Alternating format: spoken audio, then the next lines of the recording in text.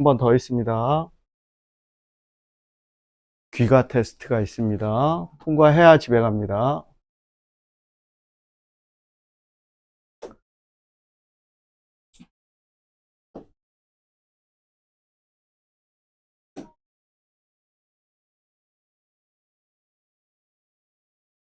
신문요약부터 잠깐 보고 가자.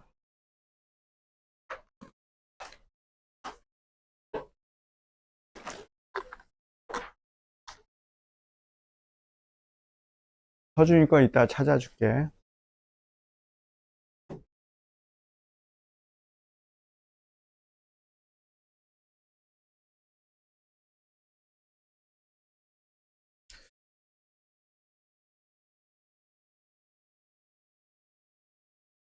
이번 주엔 일단 한 두 가지가 문제인데요. 하나는 상황을 정리한 거고, 하나는 여기 있는 표현 하나를 여러분이 무비판적으로 그냥 끌고 온 건데, 안 뜨냐. 자, 문제 상황은 서울 쓰레기 대란이잖아. 어디? 서울에. 쓰레기 대란이 일어났대. 왜래? 직매립 금지가 올해부터 됐거든. 자, 근데 여기서 충청북도 민간소, 그다음 충청남도도 유입을 차단하고, 앞부분에 이게 나오니까 이것 때문에 쓰레기 대란이 일어난 것처럼 쓴 친구들이 되게 많던데, 아니죠? 쓰레기 대란이 일어난 이유는 직매립 금지야. 여기서 생각을 해보자고. 이 직매립 금지 때문에 문제가 생겼구나. 그럼 니네가 상식적으로 생각할 수 있어. 직매립은 그냥 묻는 거야. 이거 금지됐대.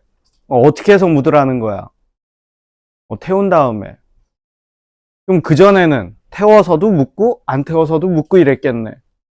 소각장이 많이 안 필요했겠네. 근데 100%다 태워서 묻으려면 소각장이 많이 필요하겠네. 그럼 소각장을 추가로 지었어야 되는데, 문제는 지난 5년 동안 소각장을 단 한 곳도 못 지었다는 거죠. 이게 문제야. 충청북도에도 쓰레기가 간 게 아니야.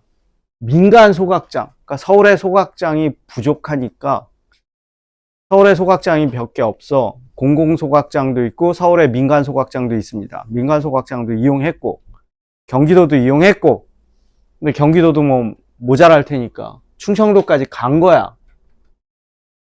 서울 생활 폐기 반입이 중단되고 있다. 그러니까 여기 간 건 소각장이야. 쓰레기를 보낸 게 아니야. 충청도에 쓰레기를 매립하지 말아라. 이런 주제 끌고 온 친구 있던데. 충청도 사실 별로 안 중요해요. 소각장이 부족해서 여기까지 갔는데 충청도 뭐 한 거야? 야, 왜 니네 쓰레기를 여기서 처리해? 니네가 알아서 해, 니네 건. 더러운 쓰레기 왜 우리한테 보내? 충청도가 거부한 거야. 근데 이건 별로 큰 일도 아니야. 충청도에서 충청도 소각장에서 서울 쓰레기 소한 양이 서울 쓰레기의 1.9%밖에 안 된대요. 물론 이 수치가 여기 없기 때문에 여러분은 이게 대단한 일이 아니라는 사실을 몰랐겠지만 괜찮아. 근데 얘가 근원적인 이유는 아니라고. 직매립 금지지. 얘는 그냥 거기다가 조금 더한 거야. 나쁜 상황을 조금 더한 상황인 거야.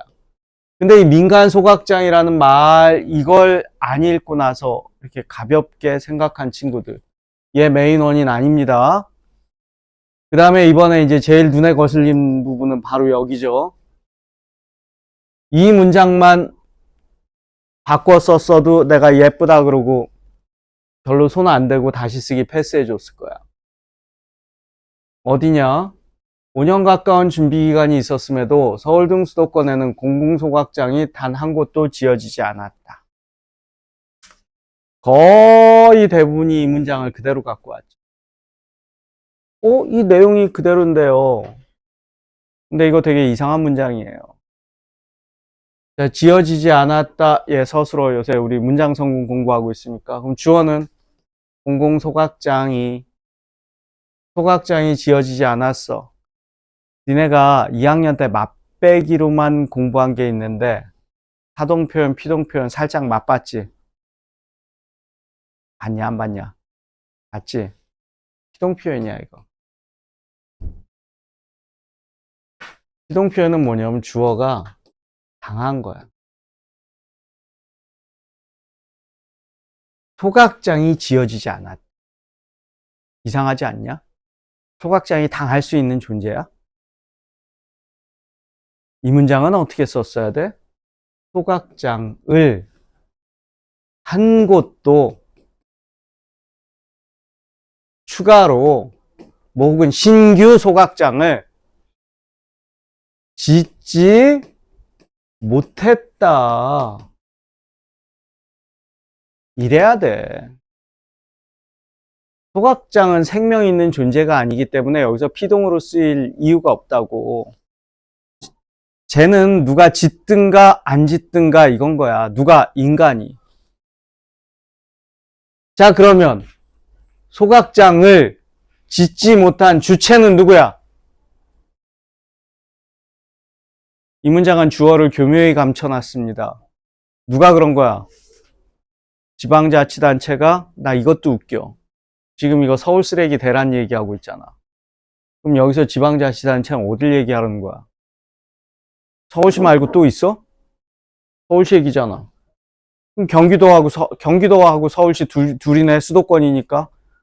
강원도가 수도권일 리는 없고. 그리고 서울시겠지. 한번 비교해볼까? 이거 되게 고급 영역이에요. 여러분이 이걸 봤어. 수도권에는 한 곳도 지어지지 않았다. 아, 안 지어졌구나. 이거랑 서울시는 지난 5년간 신규 소각장을 한 곳도 짓지 못했다. 이거랑 전달된 메시지가 다를걸? 그러더니 그 다음에 뭐 나와? 뭐 때문에 뭐 했대? 님비. 주민들이 반대해서 못했대. 그치. 누가 동네에 쓰레기장 들어오는 걸 좋아하겠어. 주민들의 반대로 못한 거야. 서울시의 책임이 완전히 사라졌죠. 이거는 서울시 책임이에요. 이 글은 교묘하게 서울시의 책임을 감춰준 글이에요. 이게 지금 사단이 났어. 실제로 이제 문제가 생겼잖아. 해가 바뀌어가지고. 사설에 쓰긴 써야 되겠어. 비판의 대상이 서울시인 거야. 서울시의 무능을 비판해야 돼. 근데 서울시의 무능을 비판하기 싫은 거야. 물론 이분이 이 피동 표현을 둘 중에 하나야. 만약에 무심결에 이 사설을 쓴 사람이 무의식적으로 이거를 피동 표현을 썼다면 이 사람은 무책임이 몸에 밴 사람이고요. 의식적으로 썼다면 서울시를 비판할 의사가 없는 사람인 거예요.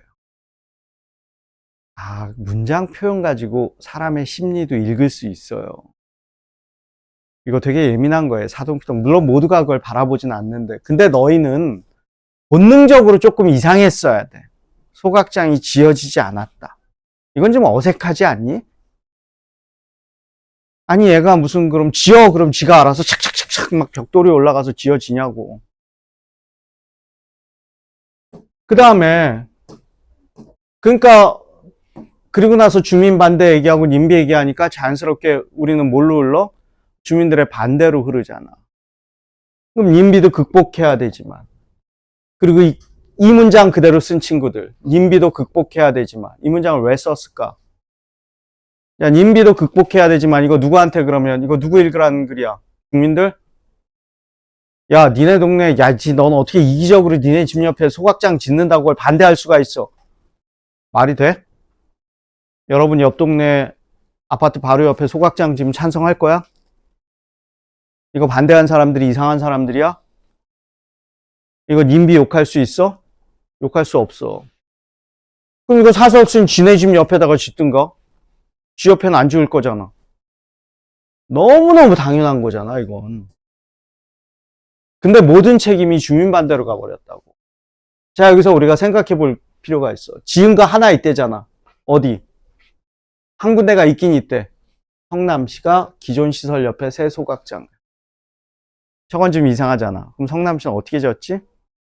기존 소각장 옆에 새로 하나 또 짓는 거야.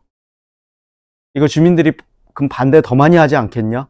야, 기존 것도 짜증나는데 그 옆에다가 또 줘? 저거 벌써 이제 진행된 지 몇 년 됐겠죠? 한 5년 됐어요. 그러니까 지금 시장 말고 그 전임 시장 때 했던 거야. 어떻게 했을까? 여기 소각장이란 표현 안 한다고. 무슨 문화 복합 플렉스, 무슨 문화 공간처럼 조성하는 걸로 갖고, 기존의 낡은 굉장히 깨끗하게 소각장 하나도 티 안 나게 무슨 문화 공간 조성 사업으로 진행한 다음에 그게 완성되면 기존의 보기 싫은 낡은 소각장은 싹 때려 부숴서 허물어 가지고 오히려 거기다가 또 공원 조성하겠다고 뭐 이런 걸로 한 거야. 디테일하게 얼마나 잘했는지 모르겠는데 당연히 주민들은 반대하잖아. 그럼 소각장 어디다 지을 건데? 짓는 데마다 다 반대하겠지. 그럼 우리 그거마다 다 님비 욕할 거야? 그거 아니잖아. 뭐 했어야 되는 거야? 이거 예상했어야지. 혐오시설이 혐오시설 아닌 것처럼 보여줬어야지.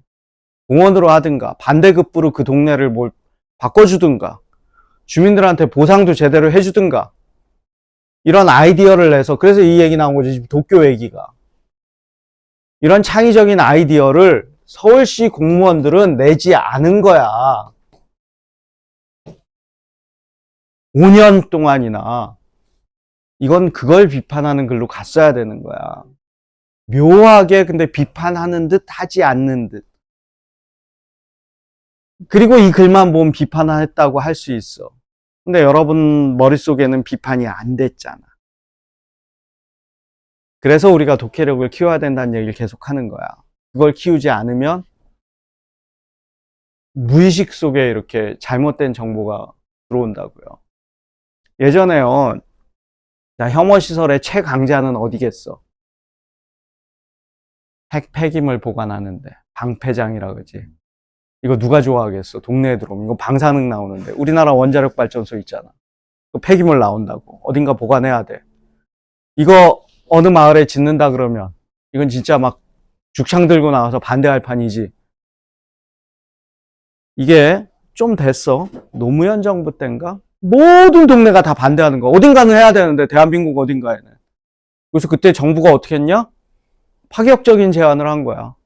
야, 그 동네에 몇백억을 정부가 투자를 해줄게. 그래서 동네를 완전히 바꿔줄게. 돈으로 보상 다 때려주고, 그 다음에 동네에 새로운 인프라 다 구축해주고, 화끈하게 제시한 거야. 그랬더니 무슨 일이 일어나는지 알아? 자기 동네로 갖고 오래. 한 군데가 아니야. 여러 곳에서 경쟁했어. 그것도 아주 살벌하게. 서로 자기 동네 그거 하라고. 그랬더니 이제 또 어느 동네만 주면 이거 문제 생길 거잖아. 그래서 뭐로 결정했는지 알아? 주민투표했어요. 주민투표에서 찬성률이 가장 높게 나온 동네로 가겠다. 그래서 주민들이, 야, 우리 마을에서 반대하는 놈 한 놈이라도 나오면 안 돼. 찬성률이 90% 이상 나와가지고요. 왜냐면 그래도 반대한 사람이 있을 테니까. 0. 몇 % 차이로 1, 2가 갈렸어. 그래서 가져갔다니까? 아이디어를 냈어야지. 이건 당연히 누가 좋아하겠어. 거기에 상응하는 뭔가를 줬어야지. 그래서 오히려 그때는 2등 됐던 그 마을에 후유증 알았어. 도대체 우리 마을에 어떤 놈이 반대한 놈이야. 막 이래가지고 막 사회적 갈등도 좀 생기고. 지금 살짝 이 사람은 그걸 감춰서 썼는데, 여러분은 의도, 뭐 거기까지는 의도를 못 읽어도 돼. 이건 스페셜리스트의 영역이니까. 근데 요런 어색한 문장들은 문제의식을 좀 가졌어야 돼. 그냥 좀 갖고 오지 마. 쓰면서 이상하지 않냐? 소각장을 짓지 못했다. 이렇게 쓴 친구가 일부 있어요. 뭐 이번 주에는 그런 친구들이 제일 예뻐 보였어.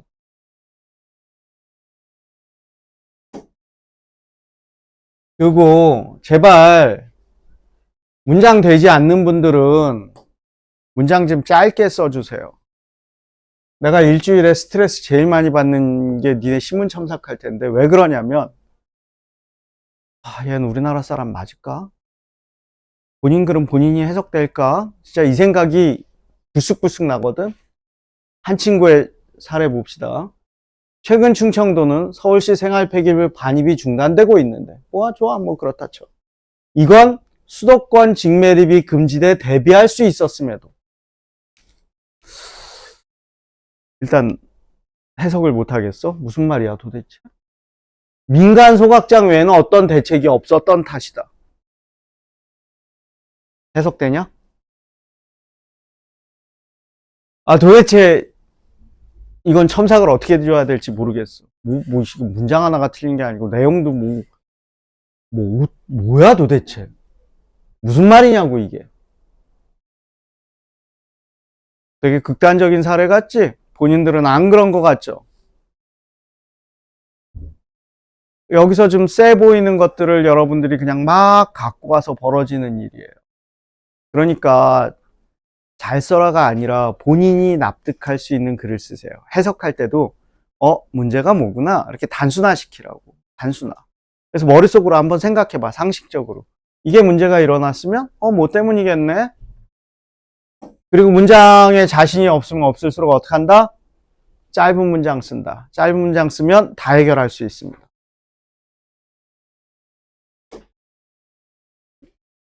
자, 우리가 한 달 동안 문장 성분을 공부하고 있는데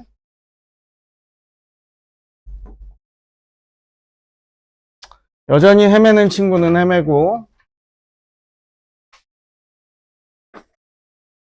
이제 이해가 좀 된 친구, 감 잡은 친구는 감 잡기도 했고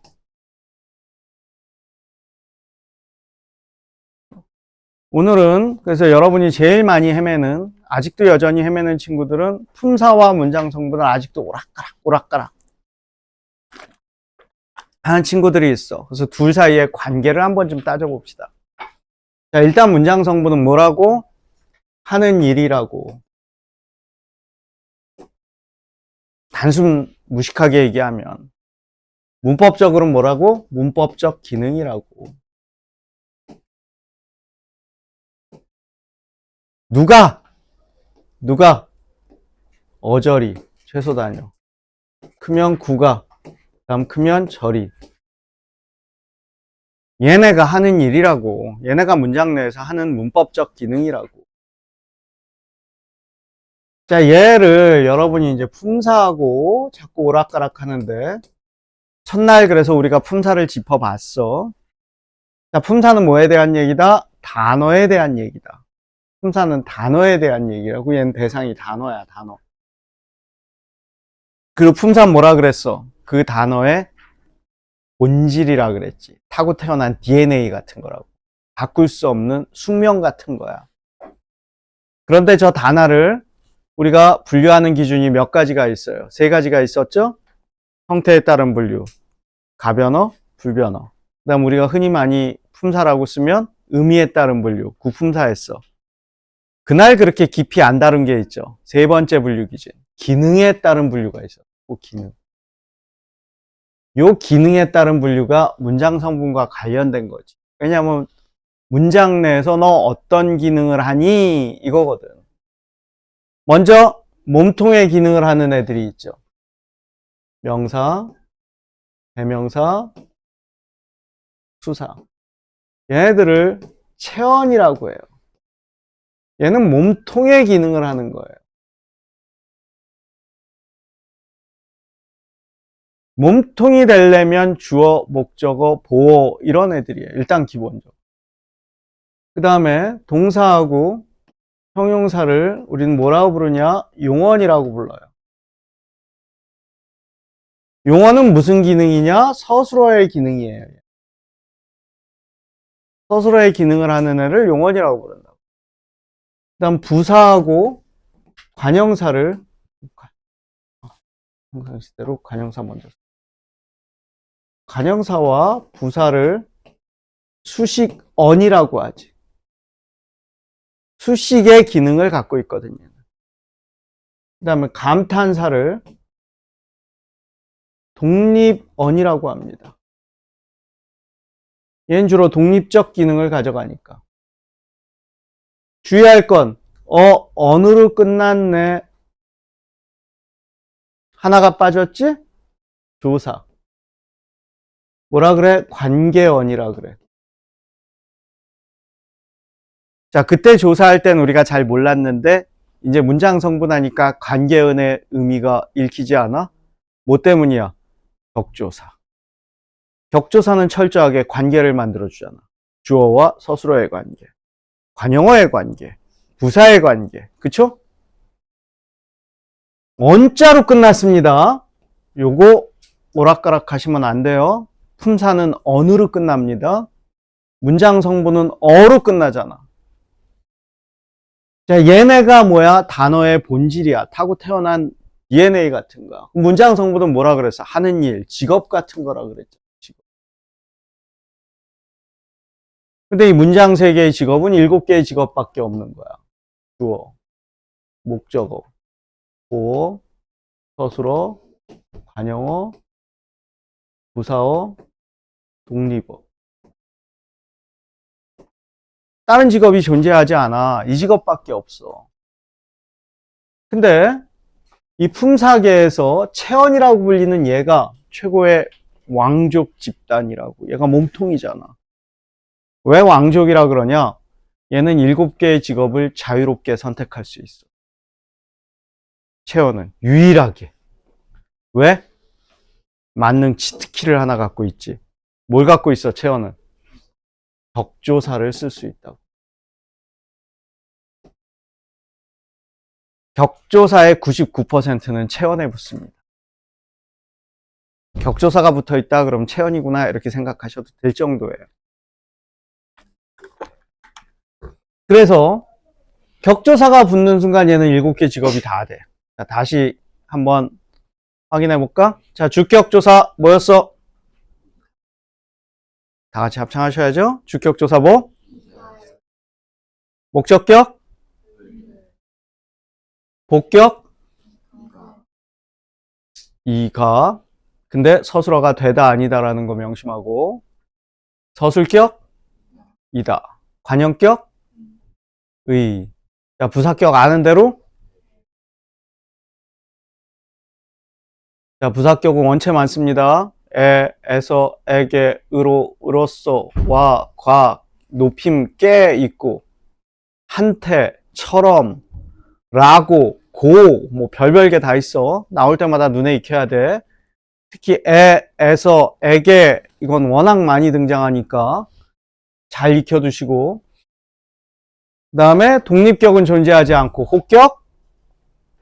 혹격 뭐야? 왜 갑자기 입만 뻥긋거리고 있어. 혹격 뭐야? 아, 야, 높일 때, 이시여. 이런 게 혹격이지? 그래서 얘는 7개 직업을 다 가져갈 수가 있다고. 그 다음 귀족 집단이 용언이야. 왜 용언이냐? 얘는 독립어를 뺀 6개의 직업을 선택할 수 있어. 왜냐? 얘한테도 만능 뭐가 있거든. 뭐가 있어 얘는? 여우꼬리가 있다고.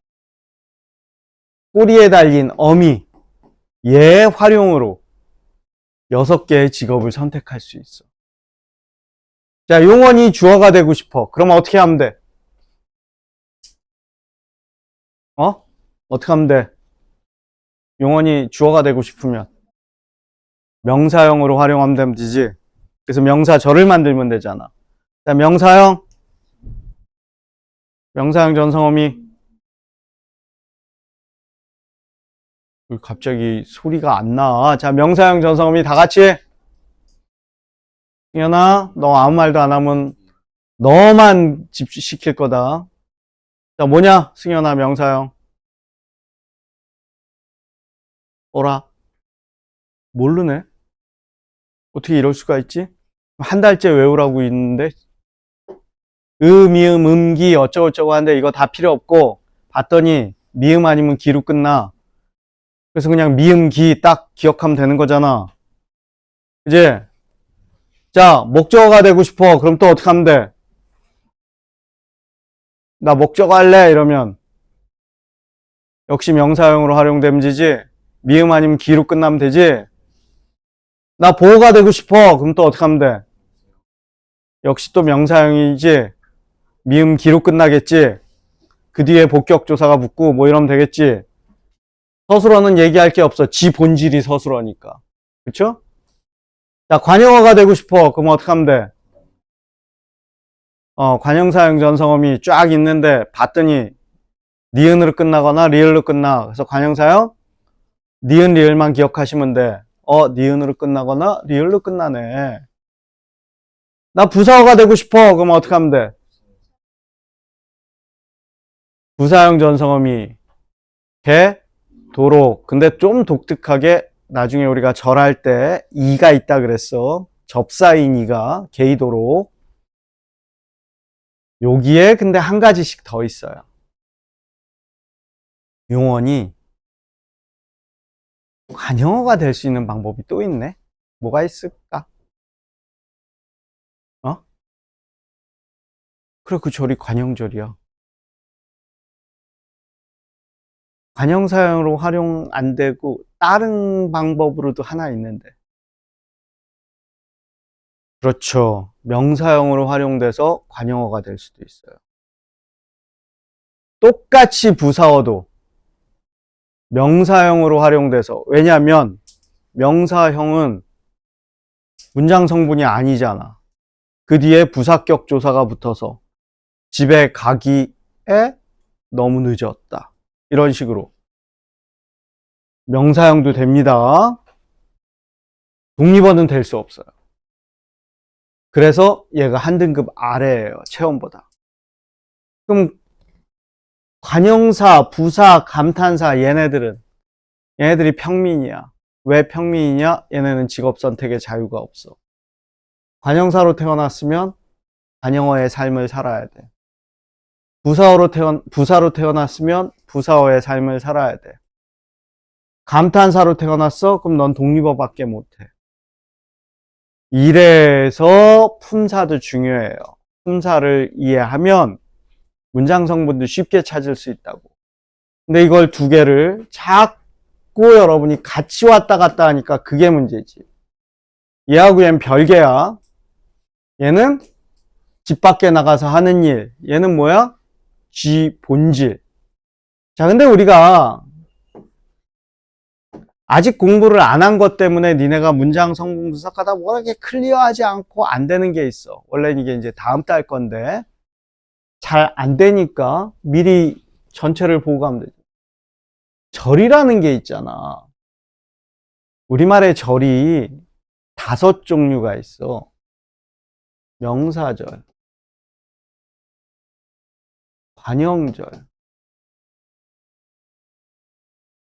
부사절. 자, 여기까지 3개는 우리가 지금 익숙해.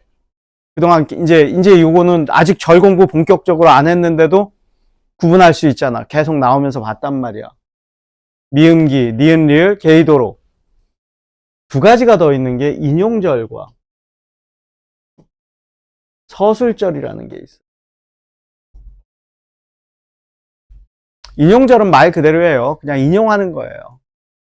그가 오늘 내게 와서 고백한 거야.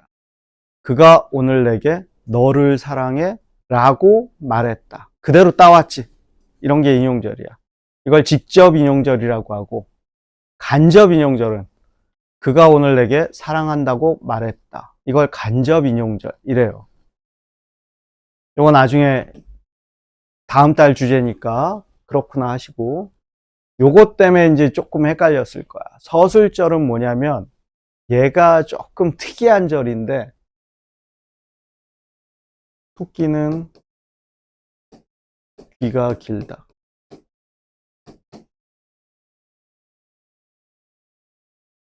서술어, 주어.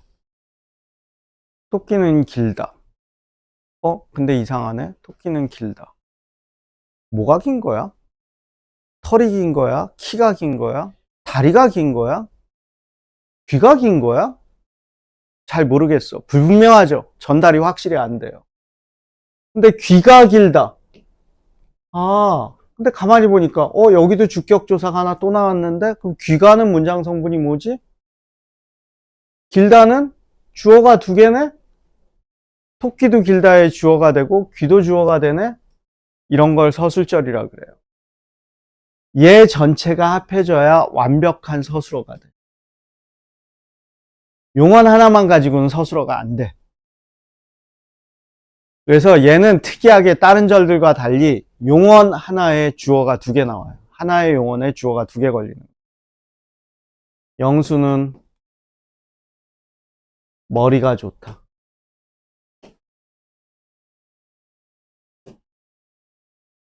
좋다, 영수는. 완전히 의미가 전달이 안 되지.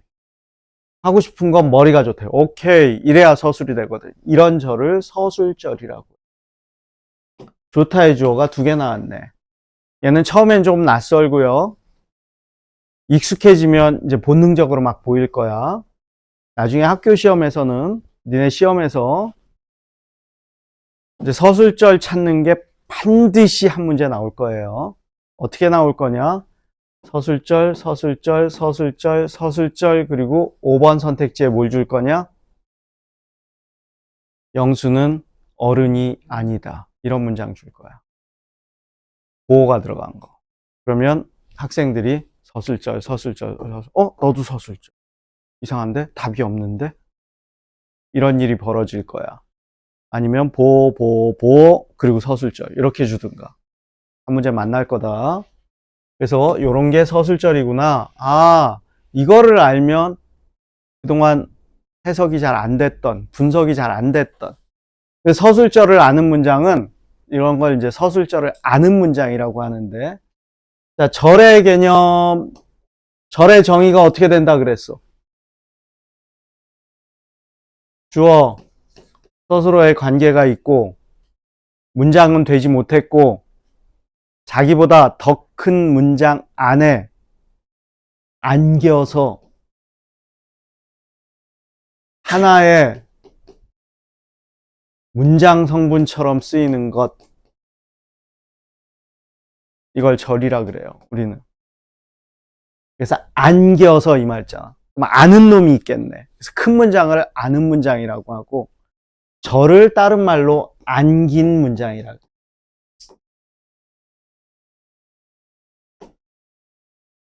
그러니까 안긴 문장은 절을 얘기하는 거야.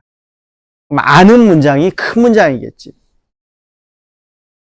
요걸 이제 절이라고 하는데, 자, 여기서 주어 서술어의 관계를 찾으면 된다, 안 된다? 안 된다. 여러분 못 찾아요. 주어 없어요. 툭하면 없어요. 큰 문장의 주어랑 일치하면 얘는 생략해버린다고. 그래서 우리는 신경 쓸 거 없이 무조건 문장 성분은 뭐라고? 서술어에서 시작해서 서술어로 끝난다고. 무조건 서술어를 찾는 거야. 그리고 서술어 찾는다는 건 뭐 하는 거야? 동사, 형용사 찾는 거야.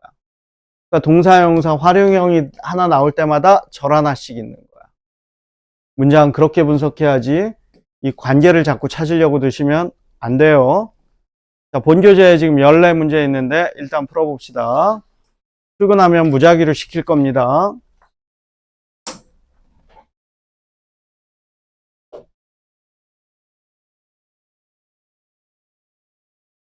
미리 읽기로 다 읽어 오셨죠?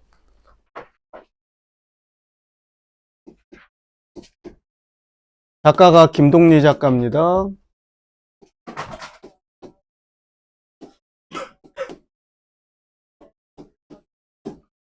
해방 이후까지 우리 문단에 상당한 위치를 차지하셨던 분이고요. 역마라는 단어는 사실은 역마라는 단어로 쓰는 것보다는 뒤에 살을 붙여서 역마살이라는 말로 많이 써. 그럼 역마살은 뭐 하는 거야? 한 군데 머무르지 못하고 이렇게 떠도는 사람들, 돌아다니는 사람들을 역마살이 꼈다고 한다고. 이게 이제 사주 보면 나오는 건데, 우리나라 그 어르신들은, 지금도 이제 어르신들은 사주 중에 역마살 낀 걸 굉장히 안 좋은 사주로 봐. 과거에는 더 심했고. 왜 그러냐? 우리 농경사회잖아. 농경사회는 한 군데 정착해야 되는데 떠돈다는 얘기는 농사 지을 땅이 없다는 얘기네. 삶이 안정되지 못한 거네. 그리고 원래 어른들은 여기저기 떠도는 거, 한 군데 오래 안 있는 거 되게 안 좋게 봅니다. 농경사회에서 떠도는 애들은 유목민족이니까 미개한 애들이네. 자, 역마살은 사주를 풀면 나오는데 사주 팔자 이렇게 얘기하죠. 사주가 뭘 얘기하는 거냐? 아시는 분? 사주팔자 이러잖아. 팔자가 뭐야? 어? 흰색? 흰색? 팔자 되게 단순하다. 여덟 팔자의 글자 자자. 여덟 글자란 소리야. 뭐가 여덟 글자야? 사주가 여덟 글자야. 사주가 여덟 글자로 떨어지게 돼 있어. 뭘까? 태어난 연도, 태어난 월, 태어난 날짜, 태어난 시간. 이게 여덟 글자야. 그래서 사주팔자라고 하는 거야. 니네가 토끼띠라며. 토끼띠는 천파라고 합니다. 좀 좋진 않아요. 토끼가 뭐예요? 뭘 자꾸 이렇게 이루 각잖아. 그래서 성격이 온순한 것보다는 좀 까탈스럽다든가, 아니면 뭔가 일이 잘 되고 있는데 그게 깨지면 남 때문에 깨지는 게 아니라 지가 깨지는 거야. 욱해가지고 아이씨 나 더러워 이런 거 안 해. 뭐 이런 식으로 뭔가 이렇게 스스로 깨트리고 파토내고, 그러면 토끼띠 다 안 근데 토끼띠가 얼마나 많아. 그래서 띠는 별로 중요하지 않아요. 얘가 월, 일 이런 거랑 결합되면 그러면 이게 되게 좋은 걸로 바뀔 수도 있어요. 그래서 원래 이 사주는 4개의 조화를 한꺼번에 보는 건데, 왜냐면 넷 다 합치면 이거는 토끼띠는 엄청나게 많을 거고, 월 줄어들 거고, 날짜 줄어들 거고, 시간까지 가면 거의 없겠지. 이것까지 똑같은 사람은. 6월생이신 분 혹시 없어? 니네 띠에서는 6월생이 저 역마살이 있습니다. 역마살이라기보다는 천역성이라고, 저 역마가 양이야, 양. 띠로 하면. 양이 이렇게 돌아다니면서 방목하고 이렇게 풀 뜯으러 다니잖아? 그래서 다니는 거고, 만약에, 아마, 이거 음력 얘기하는 겁니다. 그러니까 음력으로는 5월이야, 니네가. 역마가 끼는 게. 양력으로는 6월이고. 그래서 양력으로 6월 2일인가가 아마 5월 1일인가 이럴 거야. 그날 태어난 분이 있으면 역마살 2개 낀 거야. 근데 만약에 이 친구가 자시에 태어났어. 자시가 언제인지 알아? 12시 아니고요. 11시에서 1시요. 홀수로 갑니다. 우리 전통 시간은. 그리고 11시가 시작이야. 그러니까 11시에서 1시, 새벽 1시 요 사이에 밤 태어난 친구가 있으면 이 소설에 등장하는 성기보다 더 강력한 역마살을 타고 태어난 거야. 근데 과거에 나쁜 거지. 지금은 아니야. 지금은 저거 되게 긍정적으로 해석할 수 있어. 왜? 글로벌 시대잖아. 내가 만약에 저기 무슨 예능인의 연예인이야. 근데 역마살이 하나도 없어. 그럼 얘 뭐야? 인기 하나도 없는 애 아니야. 외국 공연 하나도 못 가고. BTS, 블랙핑크. 얘네들은 1년 365일 전 세계를 돌아다니잖아. 이거 있지 않겠어? 나는 우리 애 둘 다 저거 하나씩 껴있거든? 태어났을 때 딱 보고, 좋게 생각했어. 시대에 맞게 태어났구나. 문제는 이게 이제 나머지와 어떻게 조합하느냐야. 그래서 외교관이 꿈인데 애가 역마살이 없어. 이것도 골치 아프지 않아? 꿈 바꿔야 돼.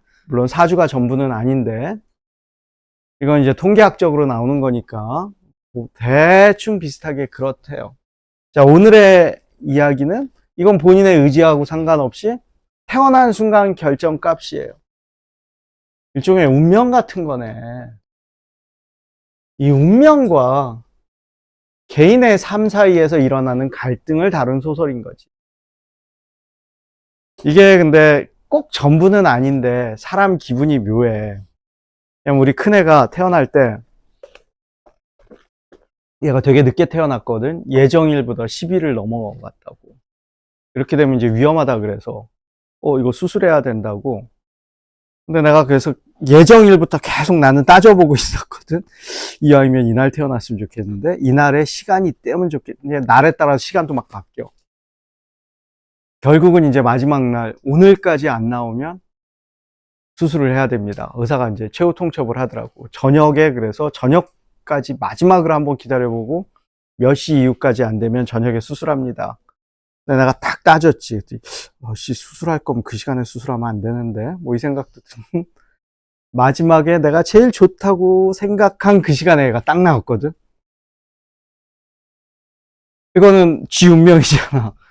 사람 기분이 다행이다. 다행히 지 복은 있나 보다.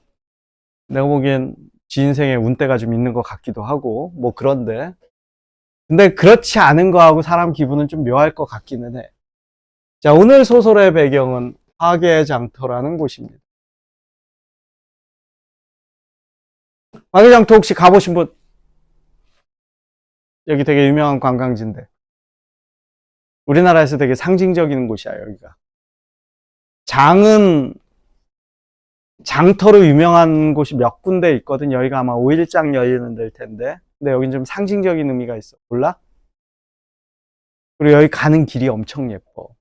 여기 가는 길이 우리나라 아름다운 길 10대 아름다운 길에 들어갈 거야 아마.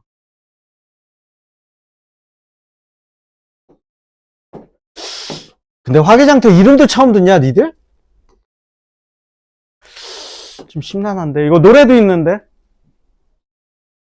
화개장터 노래 못 들어봤어? 들으면 바로 알걸? 물론 니네가 좋아할 스타일의 노래는 아니에요. 들으면 상당히 구리실 텐데.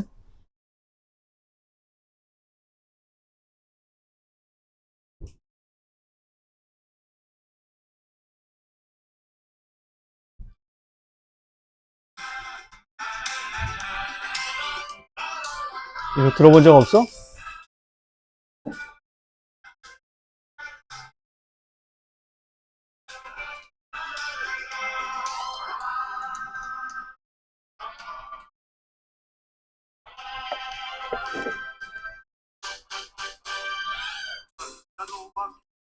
들어봤지?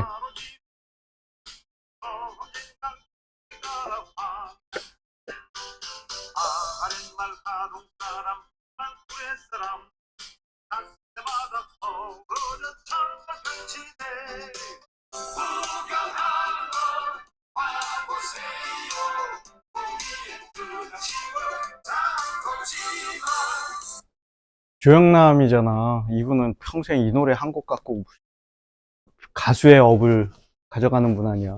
화개장터가 여기 있어요, 여기. 요게 섬진강이에요, 요게. 섬진강을 기점으로 우리나라가 이쪽이 전라도가 되고요. 이쪽이 경상도예요. 두 도의 경계선이고요. 화개장터는 이 섬진강 오른쪽에 있기 때문에 행정구역상은 경상도야. 경상도 하동군 뭐 이렇게 될 거야. 그리고 여기 지금 초록색으로 보이는 이게 지리산이야. 그래서 이쪽 지리산을 넘어오면 이건 충청도에서 와. 그래서 여기 장이 열리면 이 인근의 사람들이 다 오니까 우리나라가 왼쪽과 오른쪽이 사이가 좀 안 좋잖아. 극명하잖아. 투표를 해도 빨간색, 파란색 싹 깔린 동네 아니야, 여기가. 그냥 강 하나 사이에 두고. 장이 열리는 날은 그거 가릴 거 없이 사람들이 와가지고 어우러져서 흥청망청 장이 열리는 거야. 그래서 저기가 동서화합의 상징적인 곳이에요. 지역 감정을 해소하는 일종의 굉장히 상징적인 곳인데 지금은 잘 모르겠다. 왜냐면 지난번에 지금 현재 하동 군수 된 사람이 이제 이쪽이지. 이 사람이 되자마자 갑자기 화개장터에 앞으로 장을 펼칠 수 있는 사람은 지네 지역 주민으로 한정하겠다. 외지인 오지 마라. 이래서 지역 갈등 해소의 상징적인 곳을 완전히 없애버렸는데 그 뒤에 어떻게 됐나 모르겠어. 그때 되게 시끄러웠는데.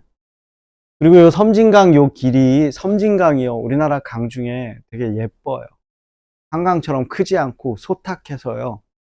자연이 되게 이렇게 평화로운 뭔가 이렇게 마음에 안정을 주는 강인데 왜 유명하냐면 벚꽃 폈을 때 여기에 몇 킬로에 걸쳐서 벚꽃 터널 생기는 길이 엄청 예뻐. 나중에 기회 되면 한번 가보세요. 그럼 화개장터는 뭐 하는 곳이야? 장이니까 사람들이 모이는 곳이네. 사람들이 들어왔다 나갔다. 여기서 또 구체적 배경은 주막이야. 둘의 공통점이 있지. 사람들이 만나는 곳. 그 다음에 또 이별하는 곳. 잠시 머무르는 곳. 그치? 계속 안정적으로 있는 곳은 아니야. 이 주막을 운영하는 게 옥화인데, 옥화는 어떻게 태어났냐? 할머니가 어느 날 화개장터에 잠시 공연하러 들린 젊은 남사당패. 자, 남사당패는 무슨 서커스단, 유랑극단 이런 거 생각하시면 돼요. 그러니까 젊은 애가 얼마나 잘 놀겠어. 요새로 따지면 연예인 같은 거야. 하룻밤에 불꽃 같은 사랑을 하고 얘는 갔어. 근데 임신을 해서 옥화를 낳은 거야. 그래서 평생을 주막을 하면서 혼자 키웠어. 기껏 근데 딸을 키워놨더니 이 옥화는 또 어느 날 이 마을을 지나간 떠돌이 중하고 또 눈이 맞아가지고 왜 중이 사랑을 했는지 모르겠는데 하룻밤에 또 불꽃 같은 사랑을 했네. 그 사랑의 결과로 성기를 낳았어. 집안 내력이네. 그러니 이 할머니와 옥화는 이 떠돌이 인간들에 대해서 상당히 혐오하는 마음이 있겠지. 컴플렉스가 있다고. 근데 성기 딱 태어나서 사주를 봤더니 얘가 역마살 중에서도 완전히 왕 역마살을 띠고 태어난 거야. 이거 너무 싫은데. 사실은 지 아버지와 할아버지의 피를 받은 거죠. 그래서 이걸 좀 어떻게 액을 없애려고 얘를 어디에 보냈냐? 절에 보냈어. 절에서 좀 애군을 떨치고 장이 열리는 날마다 장터에 내려와서 무슨 장사를 시키냐면 그때마다 한 번씩 내려와서 책 장사를 해. 책 장사는 책 들고 어디 돌아다니면서 팔 수는 없잖아. 무거워서. 정착하는 거. 둘의 희망은 그건 거야. 그러다 이 주막에 어느 날 최장수 영감이 찾아오죠. 이거 가끔 오해하는 친구들이 있던데, 선생님, 저런 최 씨는 어딨나요? 너 성 아니다. 채 파는 사람이다. 채 알지? 뭐 거르는 거. 근데 어린 딸을 데리고 왔네? 이 영감이 어디서 늦둥이를 낳나? 손녀 같은 딸내미를, 어린 딸을 데리고 왔는데 아주 예뻐. 최장수 영감이 옥화한테 부탁을 하는 거지. 내가 지리산에 들어갔다 오는 동안 그쪽에 지금 장사를 하러 가야 되는데 그 사이에 딸을 좀 맡아다오. 옥화가 봤더니 개연이가 상당히 예쁜 게 마음에 드는 거야. 그래서 옥화는 무슨 생각을 했어? 잘 됐다. 우리 아들의 역마살. 얘가 결혼을 하면 가정을 꾸리면 좀 주저앉지 않을까? 그래서 우리 아들하고 좀 연결을 해줘야 되겠다. 그래서 슬쩍 연결을 해주죠. 근데 엄마가 굳이 노력할 필요가 없네. 둘이 보자마자 좋아주고 첫눈에 서로 반했지? 그런데 어느 날 사건이 일어나네. 옥화가 개연의 머리를 빗어주다가 뭘 발견해? 왼쪽 귓볼 밑에 사마귀를 발견. 이게 왜 문제야? 본인도 똑같은 자리에 사마귀가 있고. 깜짝 놀라서 생각을 해보니까 최장수 영감이 뭐라 그랬었냐? 와서 예전에 이 화개장터에 36년 전에 와서 놀다 갔대. 그때 놀고 36년 만에 왔대. 옥화 나이 36살. 섬뜩한 거죠. 그래서 옥화가 가서 확인을 하죠. 사람들을 수배를 해봤더니 맞았어. 그 젊은 남사당패가 바로 최장수 영감이었어. 그럼 최장수 영감은 옥화와 최장수 영감의 관계는 부녀 관계네. 아버지였던 거야. 그럼 옥화와 개연이의 관계는 자매 관계 되겠네. 물론 배는 다르지. 그러면 성기와 개연이의 관계는 조카와 이모의 관계네. 조카와 이모가 지금 사랑에 빠진 거죠. 요새 우리 아침 드라마 보면 걔 막장 시리즈들이 많이 나오는데 거의 원조네 얘가. 근데 여기서는 막장으로 가진 않죠. 모르고 둘이 사랑에 빠진 거니까. 오카가 이야 이거 큰일 났다. 둘을 떼어놔야 되겠다. 그래서 오카의 표정이 이제 바뀌지. 자, 여기서 성기의 태도인데, 자, 오카가 성기한테 야 너 개연이 안 돼, 그만 만나, 이런 얘기 했어 안 했어? 안 했어. 야, 개연이 마음에 안 드니까 난 마음에 안 들어, 이런 거 했어 안 했어? 안 했어. 오카는 다만 표정만, 눈짓만 좀 준 거야. 그랬더니 성기는 어떻게? 지레 지가 뒤로 가네. 엄청 소극적인 인간이네. 그치? 우리 여학생들은 나중에 이런 남자 만나면 안 돼. 그럼 무책임한 인간이 어딨어. 마음 주고 나서 행동을 안 하네. 개연이만 미칠 지경이지. 떠나는데. 그래서 개연이가 오빠 하는데도 엄마가 뭐라고 한 것도 아니잖아. 근데 애가 찍소리도 못하고 포기하죠. 결국은 개연이와 최장수 영감은 떠나고요. 구례로 가죠. 구례를 거쳐 저 여수를 간대요. 뭐 하여튼 그렇게 간대.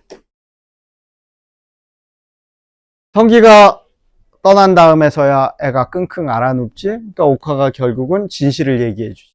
야, 네 이모야. 너 어떻게 네 이모랑 사랑을 해? 몰랐으면 모르되 알았으니까 안 돼. 성기가 단념을 하지. 단념을 하고는 정신 차리더니 엄마한테 부탁을 하나 하네. 뭘 부탁했어?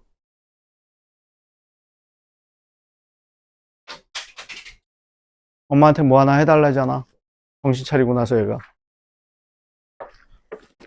미리 읽기를 한 판이야 안 한 판이야. 지연아, 뭐 사달라 그랬냐? 재민아, 뭘 사달라 그랬냐?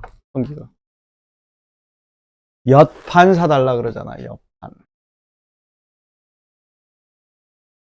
자, 엿판을 사달란 얘기는 엿장수가 되겠다는 소리잖아.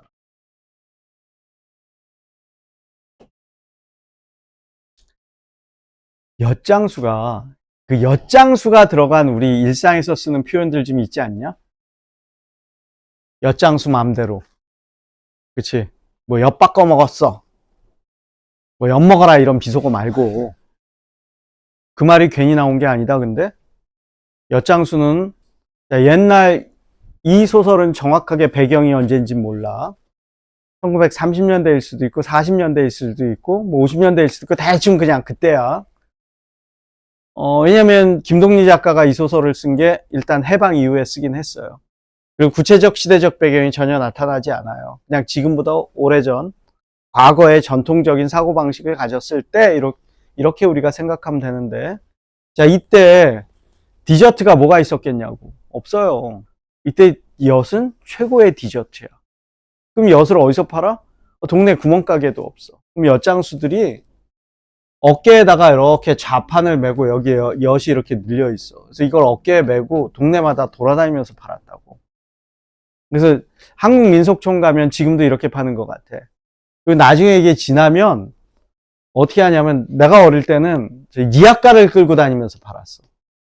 니아까에 엿판이 있고. 근데 왜 니아까를 끌고 다니냐? 엿은 돈 주고 사 먹는 게 아니야. 집에 있는 재활용품, 폐품 이런 거랑 바꿔요.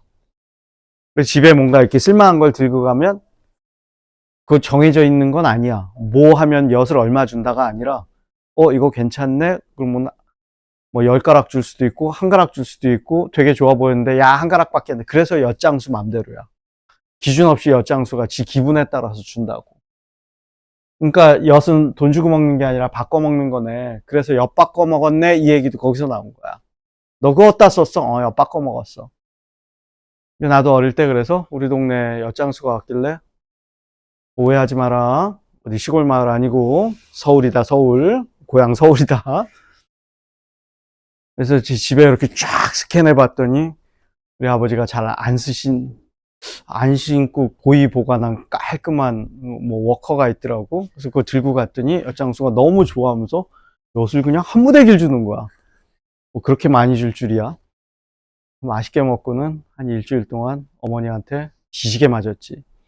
알고 봤더니 그때 그 귀한 댁에 미제 모였다는데, 그래서 엿장수가 동네를 한번 왔다 가면 한 일주일 동안은 동네 집집마다 애들 줄초상나. 이것들이 그냥 집에서 아무거나 막 들고 와서 바꿔 먹어가지고. 그래서 엿장수는 돌아다니는 사람, 유랑하는 사람의 상징적인 존재인 거야. 동네를 돌아다니. 얘가 그거를 하겠다는 거야. 그럼 주어진 운명인 역마를 따르겠다는 소리네. 야, 이 소설은요, 마지막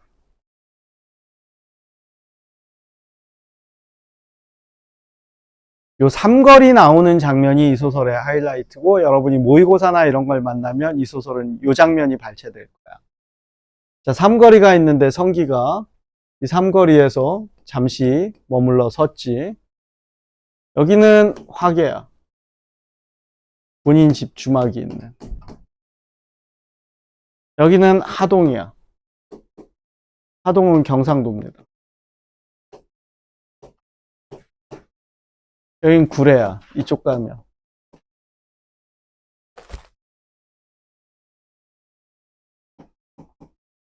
여기 전라도고요. 계연이가 이쪽으로 갔죠. 자, 성기 어디로 가? 성기의 선택은 세 갈래 길 중에 하동. 일로 가지? 자, 그럼 이 선택에 의미가 있겠네? 자, 만약에 성기가 떠나지 않고 집에 머무른다면 그건 어떤 선택인 거야? 얘가 타고난 운명은 떠돌아다니는 거야. 그러니까 나 안 돌아다닐 거야. 이건 운명을 거부하는 거야. 집에 있는 게 오히려 운명을 거부하는 거예요. 하동을 갔다는 건 운명에 순응하겠다는 거예요.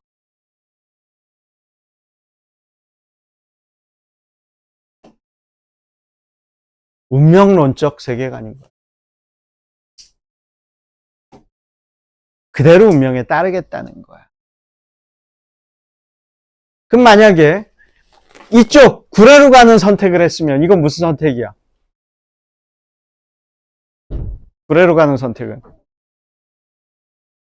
왜 일로 절로 가는 건 저기 가서 어떻게 하겠다는 거야?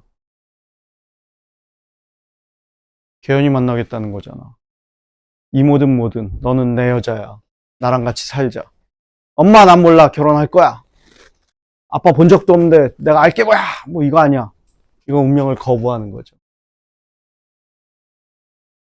운명을 거부하고 스스로 주체적으로 삶을 개척하겠다는 거죠. 왜냐하면 계연과 본인의 관계가 이모족과의 관계인 건 본인의 의지와는 상관없이 결정값으로 떨어진 거죠. 근데 이 소설에서는 운명에 순응하는 걸 선택하네. 자, 우리가 지금 시각에서 보면 운명론적 세계관은 바람직하지 않아. 특히 만약에 이제 니들처럼 10대가 하늘의 뜻이야. 이건 진짜 안 되지. 세상은 어떻게 변할지 모르고 여러분 꿈은 수도 없이 바뀔 거고 무슨 일이 벌어질 줄 알겠어. 인생은 스스로 개척하는 거야. 그래서 운명론에 대해서 지금 시각에서는 이게 부정적인데 사실 우리의 운명론적 세계관은요.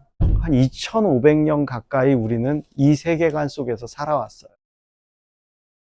공자하고 맹자의 유교가 그게 운명론이에요. 공자가 맨날 뭐라 그랬어? 천리에 따르래잖아. 하늘의 뜻이래잖아. 순리대로. 야, 순리대로 해. 어른들이 이 얘기 많이 한다고. 어떻게 보면 되게 자연스럽고 멋진 얘기 같은데. 이게 뭐야? 네 운명에 그대로 따러. 야, 넌 노비로 태어났으니까 노비의 삶을 살고, 맹자가 한 얘기가 그거거든. 너 농부로 태어났으니까 농부의 삶을 살고, 왕으로 태어났으니까 왕의 삶을 살고, 이게 운명론인 거야. 이거 나쁜 건 아니에요. 이게 무슨 기능을 할까? 사회를 안정시키죠. 왜냐면 노비가 불만이 안 생겨요. 노비가 태어났더니 위에 양반이 있는 거야. 아빠, 왜 난 노비야? 나 양반하면 안 돼? 쟤 좀 때리고 내가 양반하면 안 돼? 이러면 무슨 일 벌어지겠어? 맨날 구태타 일어날 거 아니야. 그런데, 야, 하늘의 뜻이야. 그 순간, 아, 난 하늘의 뜻이구나. 읽었잖아, 우리 지대너웹에서. 그죠? 그러니 지배자들이 얼마나 좋아하겠어. 그러니까 유교가 얼마나 좋은 종교야. 그래서 동양 사회는 되게 안정적이었잖아. 서양하고 좀 다르잖아. 서양보다, 물론 서양 똑같은 봉건제인데 양쪽이 다 동양이 훨씬 안정적인 봉건제였어. 왜냐하면 사상적으로 공자하고 맹자가 기여를 해줬거든. 근데 김동리 작가의 살던 이 세상에는 이 세계관인 거야. 우리가 지금 시각에서 봤을 때 이게 부정적인 거지. 그때는 이게 되게 자연스럽고 이게 뭐야? 개인의 자아가 자연과 조화를 이루는 삶이라고. 이걸 조화로 봤다고. 거부하지 않고. 근데 지금 시각으로 본다면 만약에 지금 누군가가 이 역마를 다시 쓴다면 뭐 굳이 역마 다시 쓸 필요도 없어. 요새 아침 드라마를 보면 이제 어떻게 돼? 얘는 일로 갈 거야. 그렇지? 이모고 뭐고 그따위가 뭐가 중요해. 그래서 둘이 같이 손잡고 미국을 가든 아니면 당당하게 엄마한테 와서 인정해 뭐 이러든 이제 족보가 되게 이상해질 텐데 얘는 엄마와 모자 관계인가 동시에 동서 관계가 되네? 이상한 관계가 되는데 막장 이걸 떠나서 우리가 얘기하고 싶은 건 이 운명에 대한 얘기. 운명에 순응하는 삶을 살 거냐? 주체적으로 나한테 주어진 운명을 극복하는 삶을 살 거냐? 오늘 소설의 갈등은 이게 핵심이네. 자, 근데 자, 소설 읽으면 소설에서는 항상 여러분이 염두에 둬야 되는 게 있다 그랬어. 인물의 성격을 제시하기 위해서 사용하는 방법들이 있죠. 직접 제시와 간접 제시. 직접 제시는 말하기라고 하고요. 누가 말할 거예요? 서술자가 말할 거예요. 착해! 잘생겼어! 똑똑해! 그럼 끝이야. 간접 제시는 우리가 쇼잉, 보여주기라고 하지? 그럼 뭘 보여줄 거야? 인물의 말과 행동만 보여줄 거야. 그럼 이걸 가지고 독자가 판단하는 거야.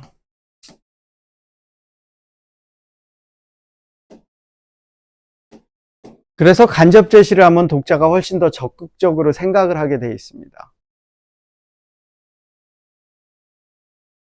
이게 소설에서 무조건 한 문제를 깔고 계셔야 돼, 이제. 소설 만날 때마다. 그런데 3인칭 관찰자 시점은 100% 간접 제시밖에 없지. 3인칭 관찰자 시점은 직접 제시를 할 수가 없다고. 서술자가 존재하지 않으니까. 그래서 3인칭 관찰자 시점 소설에서는 인물의 성격 제시 안 물어봐. 어디서 많이 물어보겠어? 전지적 작가 시점일 때 많이 물어봐. 왜? 전지적 작가는 두 개가 다 나올 거거든. 상황에 따라서. 어디서는 독자 보고 상상하게 만들 거고, 어디는 서술자가 얘기해주고 후딱 지나갈 거고. 그래서 전지적 작가 시점 나올 땐 특히 항상 염두에 두셔야 돼요. 그리고 이 소설은 자, 인물의 어떤 심리 변화를 나타낼 때 배경이 항상 중요한 기능을 하게 돼 있어요. 배경이 화창한 날씨야. 뭔가 좋은 일이 생기겠지. 마음이 좀 평화롭겠지. 혹은 내가 되게 슬픈데 배경이 화창해. 그럼 이건 슬픔이 극대화되는 현상이 있을 거고. 비가 우중충해. 그럼 이건 주인공의 마음이 좋을 리는 없을 거야. 그죠? 비가 오다가 날이 맑게 개었어. 그럼 뭔가 내적 갈등이 해소됐다든가. 바다를 바라봤는데 바다가 막 파도가 막 치는 거야. 그럼 뭐겠어?